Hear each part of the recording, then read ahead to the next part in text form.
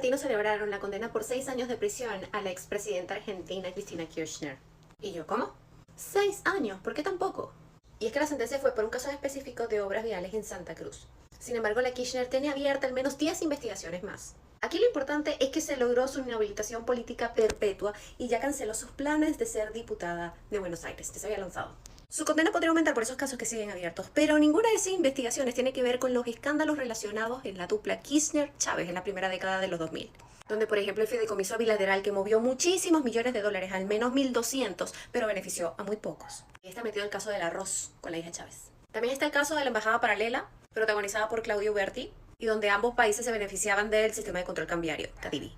Y por supuesto los sobreprecios de convenios energéticos con Enarsa, la energía de Argentina, y que Venezuela estaba representado por el venezolano Uzcategui. Pero el escándalo que destapó todo fue el caso del maletín.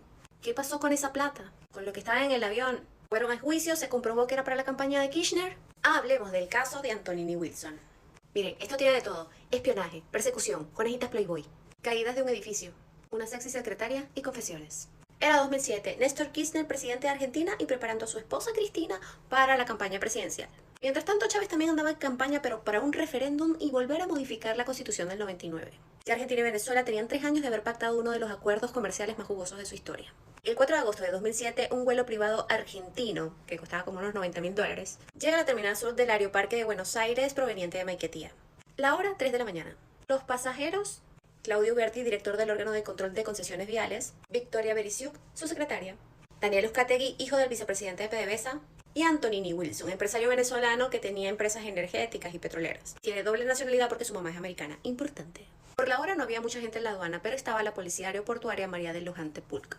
Me dice: Luján, que vamos a trabajar hasta ahora, dejalos que se vayan. Dije: no, yo estoy acá para cumplir una función. Y es cuando le pregunta a Antonini qué lleva en su maleta y él le dice: libros. ¿Algo más? Sí, unos papelitos. Y me hizo este gesto, como uno cuando hace nada interesante. Bueno, ábrala. Fue el automático.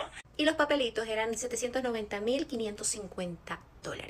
Luján llama a su jefe, hacen todo el protocolo como que si fue un descuido porque no declaró ese dinero, y dejan ir a Antonini a las 5 de la mañana.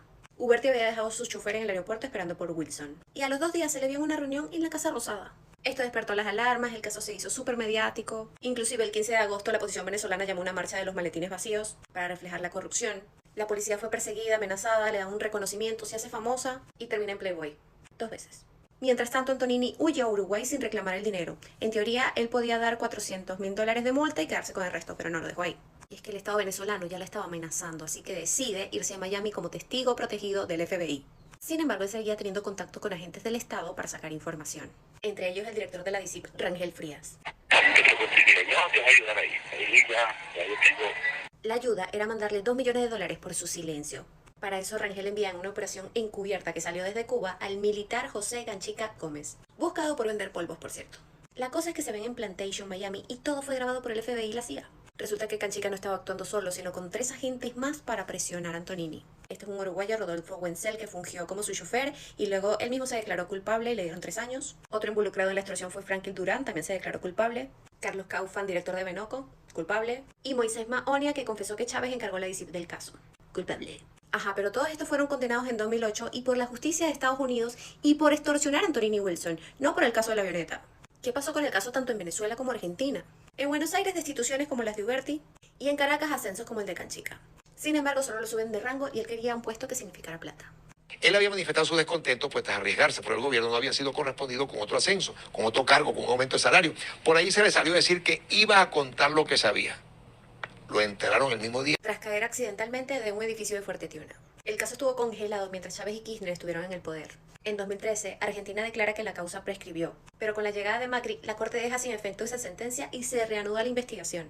Eso sí, no estuvo ningún venezolano. Y en 2023 se da la sentencia. Condena a Uberti por 4 años y absolvieron a Devido y Echagaray.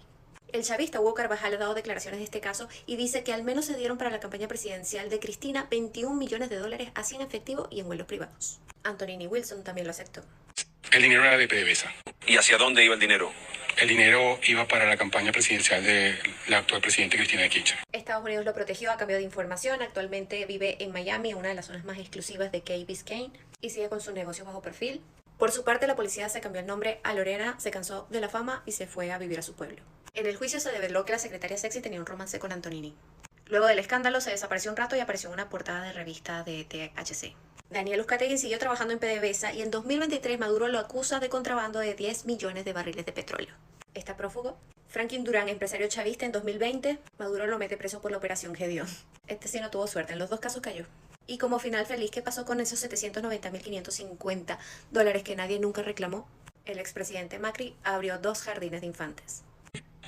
Este espacio de primera infancia es especial como todos, pero este es aún más especial, porque este es el símbolo de que logremos que el dinero de los argentinos vaya a los argentinos. ¿Qué tal? De esto deberían hacer una película sí o sí.